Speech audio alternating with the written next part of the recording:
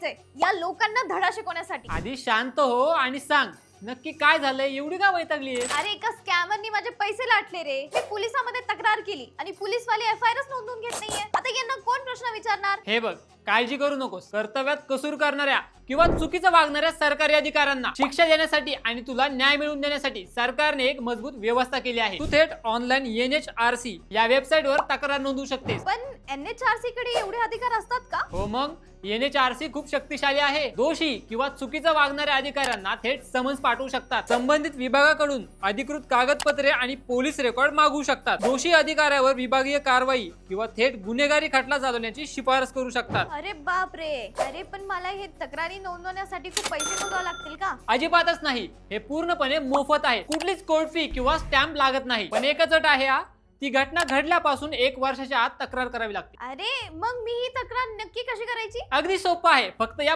5 steps follow कर। Step number 1, अधिकृत पोर्टलला भेट दे आणि फाइल अ कंप्लेंट वर क्लिक कर। मोबाईलवर आलेल्या OTP द्वारे स्वतःची ओळख व्हेरीफाय कर। स्टेप 2, घटना नेमकी कधी घडली, तारीख, वेळ आणि अचूक ठिकाण तिथे नोंदव। स्टेप 3, ज्या सरकारी कर्मचाऱ्याने त्रास दिला त्याचे नाव, पद आणि त्याच्या ऑफिसचा पत्ता स्पष्टपणे लिही। स्टेप 4, तुझ्यासोबत काय घडलं याचा एक संक्षिप्त आणि स्पष्ट गोषवारा टाइप कर। आणि स्टेप 5, तुझ्याकडे असलेले पुरावे जसे की फोटो, व्हिडिओ किंवा आधी स्थानिक पोलिसांकडे दिलेली तक्रार कॉपी अपलोड कर आणि तुझी तक्रार सबमिट करून unique complaint tracking number save करून ठेव। अरे वा, हे तर खूप सोपं आहे। मी आता या भ्रष्ट अधिकाऱ्याची तक्रार करते।